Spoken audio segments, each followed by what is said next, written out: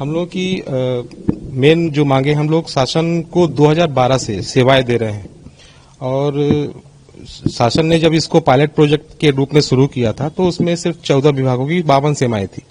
आज की कंडीशन में 56 विभागों की कम से कम 700 से ज्यादा सेवाएं हम लोग दे रहे हैं। किसी भी इस योजना का सुचारू क्रियान्वयन अगर देखा जाएगा तो उसके अनुभवी प्रशिक्षित कर्मचारी करते हैं। अब अगर 700 सेवा का आपको संचालन करना है प्रदेश स्तर से, तो अगर नए नए कर्मचारी हर 3 साल में रखेंगे तो शासन का जो योजना है वो सही तरीके से नहीं चल पाएगा।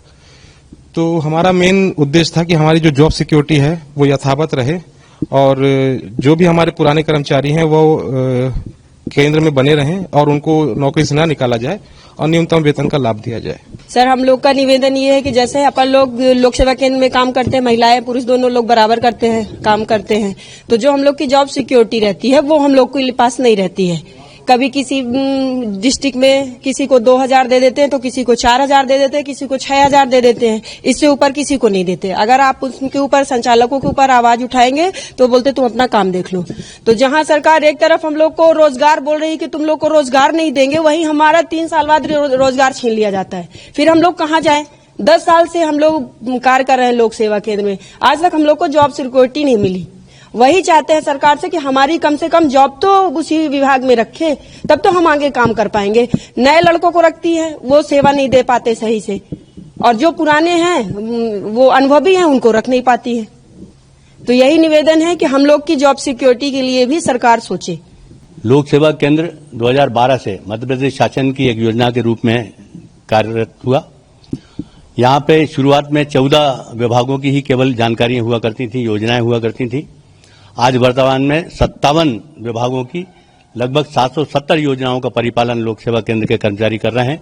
परंतु दुर्भाग्य की बात यह है कि आज दिनांक तक उनको केवल 5000 रुपये अधिकतम वेतन के रूप में प्राप्त हो रहा है। संचालक लोग अपनी मनमानी के आधार पर जब कभी इच्छा होती है उनको भगा देते हैं, जब कभी इच्छा होती है उनकी पगारों को कम कर देते हैं। कोई भी ऐसा मूल ढांचा शासन की तरफ से नहीं बनाया गया जिससे इनको सुरक्षित महसूस किया जाए। ये सभी लोग अपनी सुरक्षा को लेकर आज भोपाल में पधारे हैं और इन सभी की एक ही मांग है कि इनको कम से कम जॉब सुरक्षा दी जाए। इनको ये बताया जाए कि आप काम कर रहे हैं तो आपका जो रोजगार है वो सुरक्षित है। ये अभी इसी बात को लेकर यहाँ भोपाल में आए हुए हैं। हाँ, मुख्यमंत्री जी ने न्यूनतम वेतन का बोला है और अभी शासन की तरफ से एक जो निविदा निकली है नई, उसमें इन सब चीजों का उल्लेख भी है, पर संचालक लोग जो है वो उनका मानने से इंकार कर रहे हैं। और अभी जब इन लोगों को 20 तारीख को उसी के विरोध में हड़ताल के लिए बोला गया और जब इन्होंने हड़ताल मना करी तो अभी अलीराजपुर और भोपाल में 5-5 कंप्यूटर ऑपरेटरों को भगा दिया गया है। अभी हम लोगों ने अलीराजपुर और भोपाल कलेक्टर को पत्र लिखवाया है कि इनको वापस लिया जाए, और अगर ये नहीं मानते हैं तो 3 तारीख को हम लोग प्रमुख सचिव से मिलेंगे श्रम से और उनको अपनी ये बात से अवगत कराएंगे।